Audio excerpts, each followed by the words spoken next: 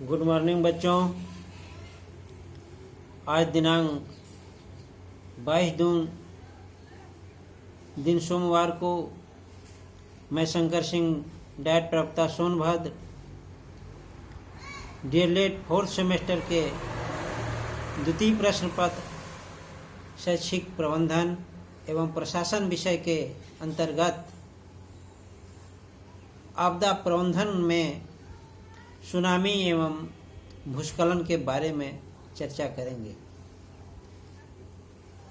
जहाँ तक आप लोग जानते हैं, पिछले अध्याय में हम लोगों ने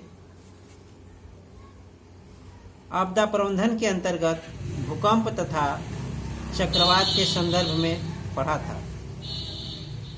आज हम लोग आपदा प्रबंधन के अंतर्गत सुनामी और भूस्खलन के बारे में अध्ययन करेंगे। सर्वप्रथम हम यह जानना चाहेंगे कि सुनामी क्या है। इस संदर्भ में चर्चा की जाए तो हम सभी जानते हैं, जब धरती हिलती है तो भूकंप आता है, और जब यही भूकंप समुद्र में आता है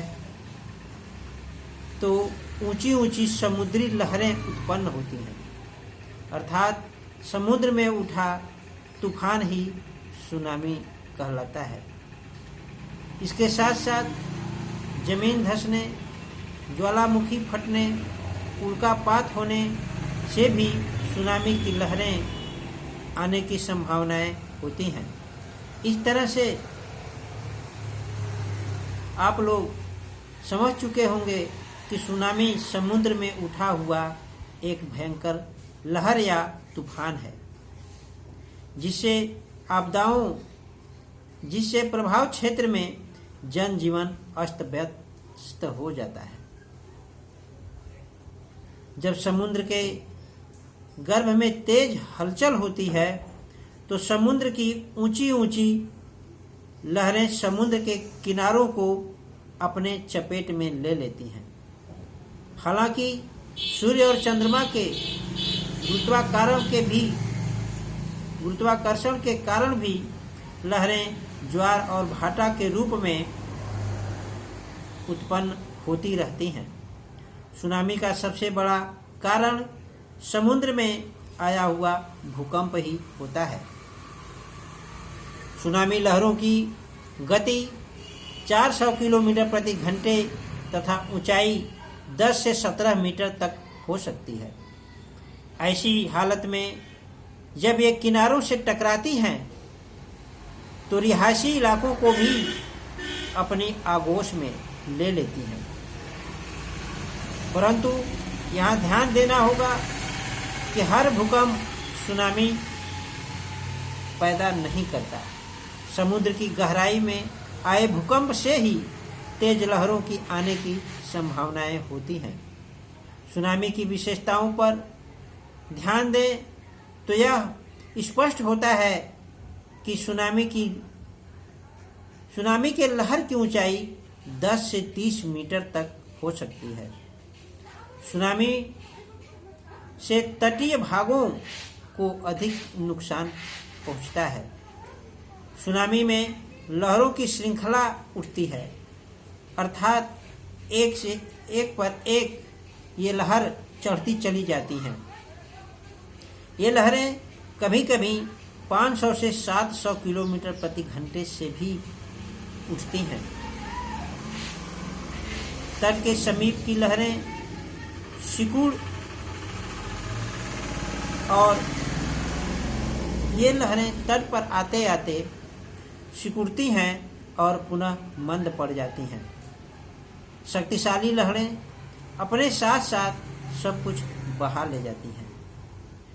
लहरें कभी भी दिन या रात में उत्पन्न हो सकती हैं। इस तरह से देखा जाए तो समुद्री लहरों पर जल का ऊपर नीचे होना समुद्री लहरें कहलाती हैं।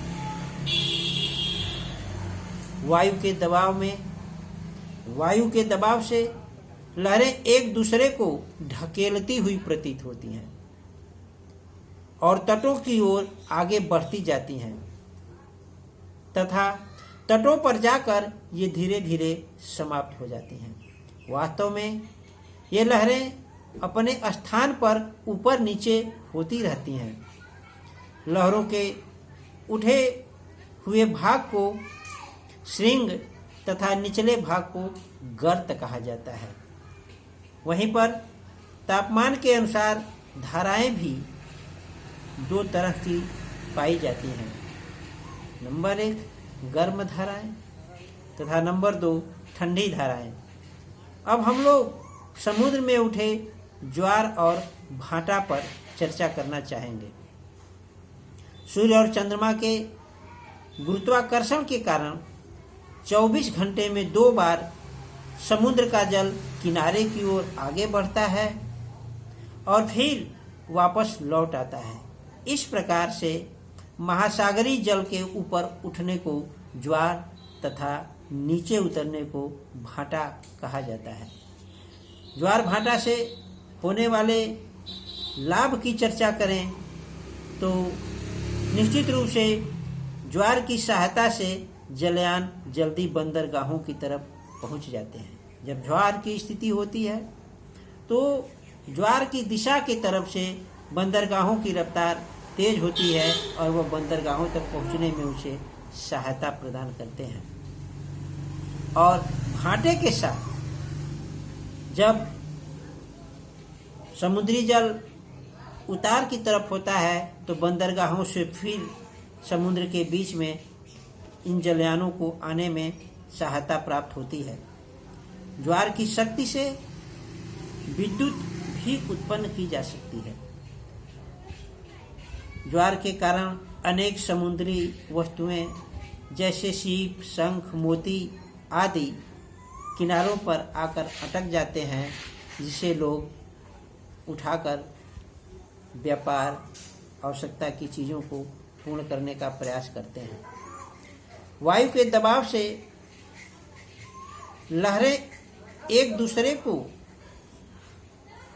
निश्चित रूप से पुश करती चली जाती हैं। यहाँ पर विशेष रूप से देखा जाए तो समुद्री लहर और धारा में अंतर होता है। जैसे लहरों में समुद्री जल एक ही स्थान पर ऊपर नीचे होता है, जबकि धारा में जल हजारों किलोमीटर दूर तक प्रवाहित होता चला जाता है।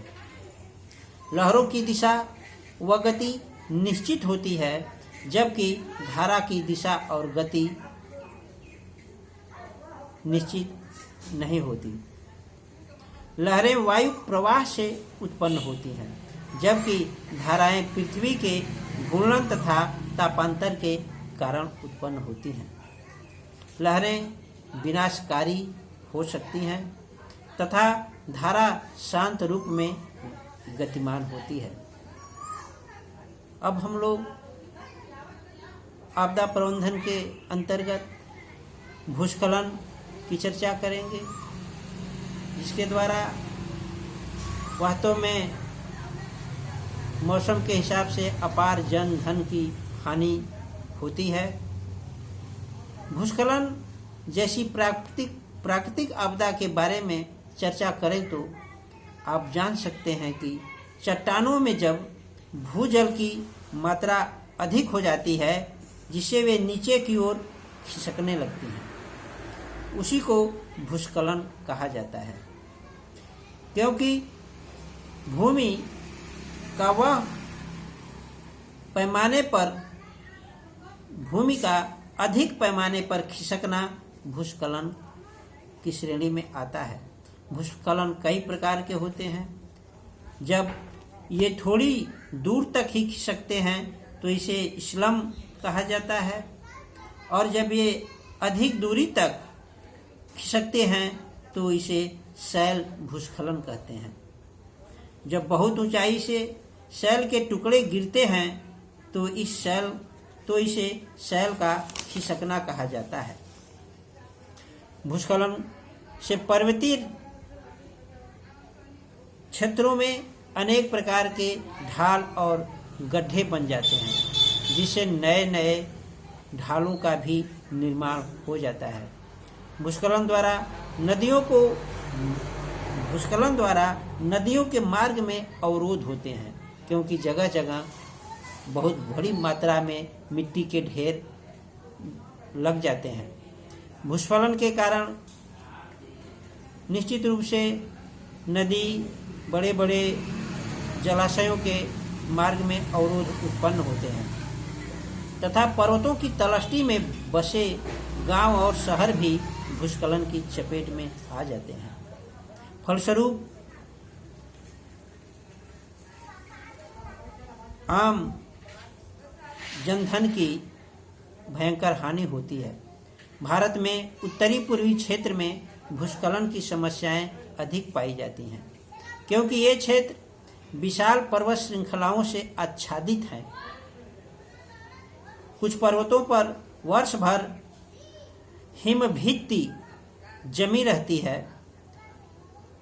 बर्फ के भूस्खलन से पर्वतीय ढालों पर निवास करने वाले लोग मलबे में दब जाते हैं, आवागमन बाधित हो जाते हैं तथा रास्ते अवरुद्ध हो जाते हैं। इन आपदाओं से बचाव के लिए आपदा प्रबंधन की योजनाओं को तत्काल प्रभाव में लाने की आवश्यकता होती है, ताकि समयानुसार राहत कार्य पहुंचाया जा सके। प्राकृतिक आपदाओं का सामना करने का दायित्व राज्य सरकारों का ही मुख्य रूप से होता है। राज्य प्रशासन स्तर पर आपदा प्रबंधन समिति का अध्यक्ष या तो मुख्यमंत्री होता है या फिर प्रमुख सचिव को बनाया जाता है। इसके साथ साथ कुछ आपदाएं मानवकृत भी होते हैं। आप जानते हैं, वैज्ञानिक एवं तकनीकी तथा औद्योगिकी विकास से जहां मानवीय सुविधाओं में वृद्धि हुई है, वहीं पर मानव द्वारा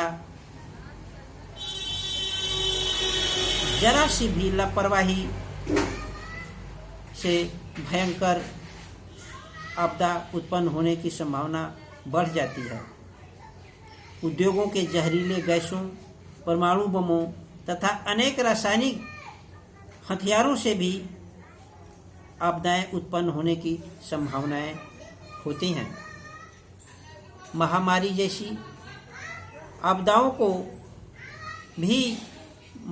जैसी आपदाओं से भी जनधन की काफ़ी हानि होती है। आज पूरा विश्व, आप जानते हैं, एक बहुत बड़ी आपदा से घिरी हुई है और वह है कोविड-19 या कोरोना जैसे वायरस। यह निश्चित रूप से अब तक जो माना जा रहा है कि यह मानव जनित आपदा है, जो कि किसी एक स्थान से उत्पन्न हुआ और आज लाखों लोग इस कोरोना वायरस के महामारी जैसी आपदाओं के शिकार बने हुए हैं। और यह आपदा विश्वव्यापी बन चुकी है, जहां पर लाखों लोग मौत को भी प्राप्त कर चुके हैं और लाखों जीवन और मौत के बीच अस्पतालों, चिकित्सालयों में जीवन और मौत के साथ लड़ रहे हैं। इस संबंध में पूरी दुनिया में अपने अपने संसाधनों द्वारा आपदा प्रबंधन की व्यवस्था का प्रयास किया जा रहा है और इसे बचने का बहुत कारगर उपाय अभी तक नहीं ढूंढा जा सका है। आप समस्त विद्यार्थियों के लिए आप ये जान रहे हैं कि बचाव ही सुरक्षा है, अतः निश्चित रूप से भीड़ भाड़ वाले स्थानों से दूरी बनाए रखें। अनावश्यक इधर उधर घूमने से बचें। जीवन अच्छा हमेशा बना रहेगा। Thank you very much.